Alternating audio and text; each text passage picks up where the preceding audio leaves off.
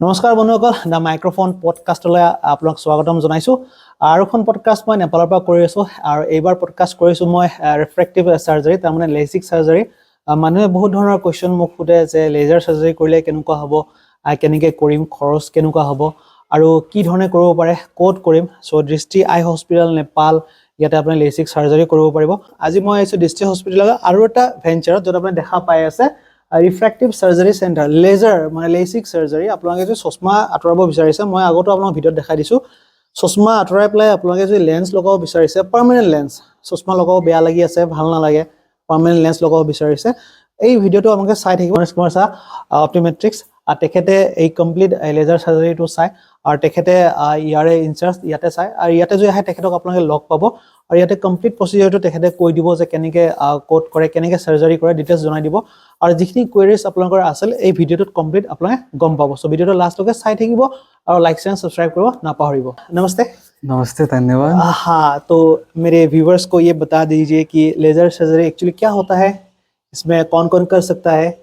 तो डिटेल्स कोई कोई बंदा ऐसा है कि डिफेंस में जाना चाहता है लेकिन उनके पास चश्मा है तो इसके लिए वो जा नहीं पा रहा है इंटरव्यू क्लियर नहीं कर पा रहा है फैशन इंडस्ट्री में सो डिटेल्स ऐसे आप अगर बताएंगे व्यूअर्स तो हेल्प होगा जैसे मान के चलो अगर कोई भी इंसान अगर कोई चश्मा लगा रहा है या कॉन्टैक्ट लेंस लगा रहा है या ऑर्थो के लेंसेज बोल के अभी नया मार्केट में आया हुआ है मतलब कुछ सालों से अभी चल रहा है वो मतलब जो रात को लगाते हैं और सुबह उसके बाद बिना लेंसेज और चश्मे के साथ उसको क्लियर दिखाई देते उसके बाद लेंस लगा के तो अगर कोई इंसान अगर वो नहीं लगाना चाहता है अगर कंप्लीट परमानेंट सोल्यूशन चाह रहा है मतलब बोल के बोलते हैं नहीं मैं चश्मा नहीं लगाना चाहता चश्मा लगाता हूँ तो मेरे को थोड़ा अच्छा नहीं दिखाई देता है या मैं बाहर घूमने जाता हूँ तो मेरे सन ग्लासेस उसके ऊपर नहीं लगा सकता या कॉन्टैक्ट लेंस को भी लगा रहा हूँ ना मेरे को थोड़ा रोज़ निकालने में या लगाने में थोड़ा सा मेरे को कहीं ना कहीं इनकन्वीनियंस मेरे को थोड़ा दिक्कत होता है मतलब बोल के तो उसके बिहाफ पे उसके मतलब कोई अगर परमानेंट सोल्यूशन चाह रहे हैं तो वो इंसान मतलब लेजर सर्जरी करवा सकते तो उसमें भी मल्टीपल सारे रीजन मतलब multiple types of laser surgery होता है माइक्रोलेसिक बोल के आता है पीआर के बोल के आता है स्माइल बोल के आता है सिल्क बोल के आता है सिल्क बोल के आता है ये सारे टाइप्स ऑफ मतलब ये सब कॉर्नियल बेस्ड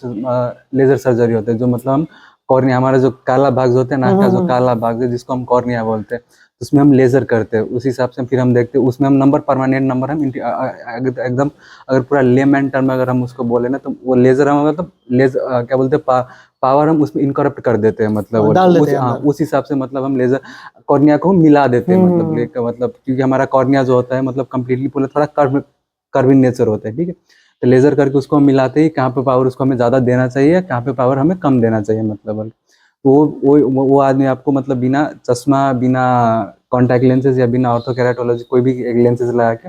वो बिना एकदम साफ दे सकते हैं मतलब बोल के अगर आज जैसे आपने बोला ये कोई डिफेंस में जाना चाहता है या फैशन इंडस्ट्री में जाना चाहता है या मतलब कोई आर्मी वगैरह या एयर होस्टेस या पायलट वगैरह कोई बनना चाहते हैं ना तो उसके लिए बेस्ट होता है क्योंकि जनरली आप जाओ तो अगर कोई डिफेंस में जाते हैं तो इसे भी मतलब गवर्नमेंट का नॉर्म ही होता है कि मतलब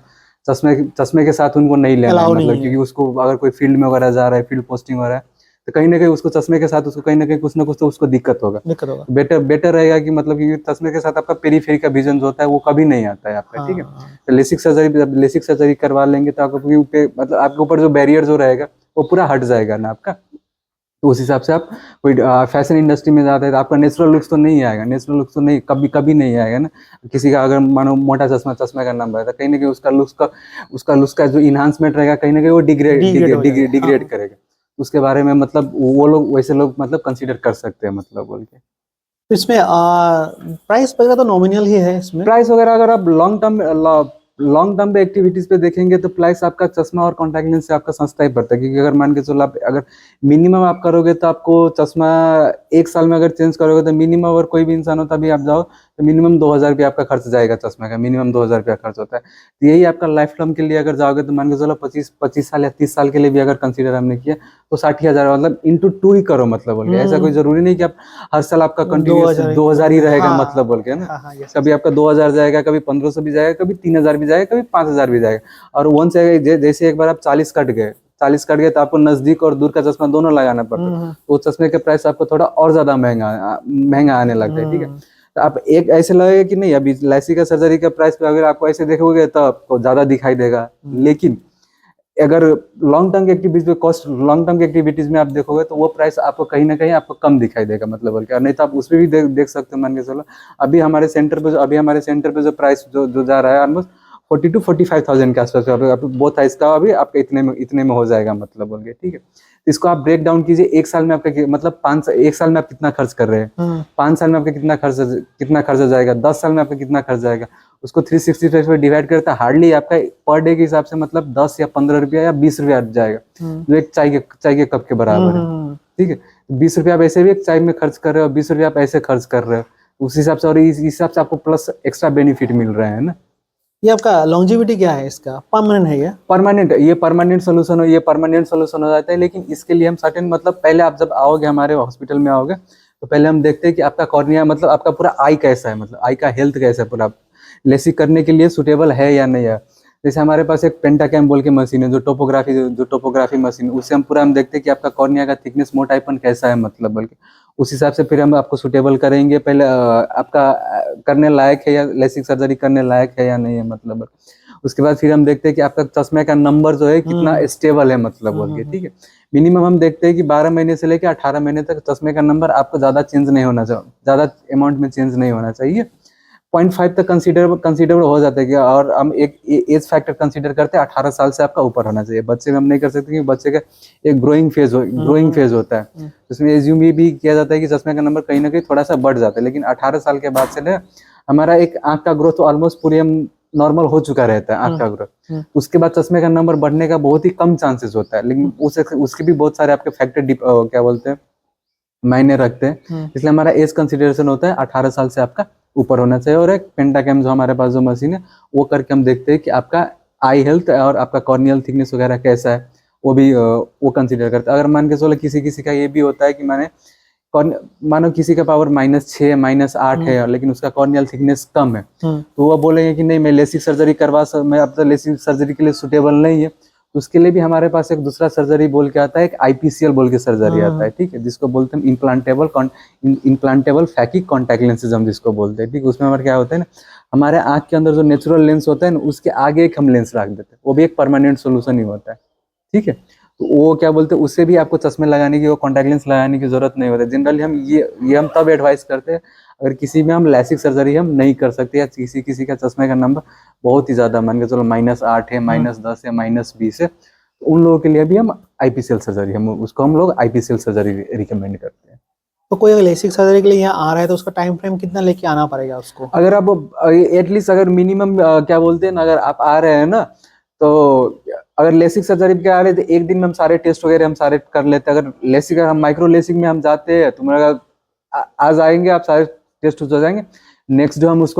उसको सर्जरी करेंगे, उसके बाद फिर नेक्स्ट डे आपको विजन आपका एकदम पूरा अच्छे से 6/6 आ जाएगा, तो सेम डे आप जा सकते हैं। और दूसरा सर्जरी हम करते PRK करते, तो PRK में आपको एटलीस्ट मिनिमम 3 से 4 दिन तक हमें यहाँ पे रुकना पड़ता है, कंटिन्यूस 3 दिन तक हमें फॉलो अप करना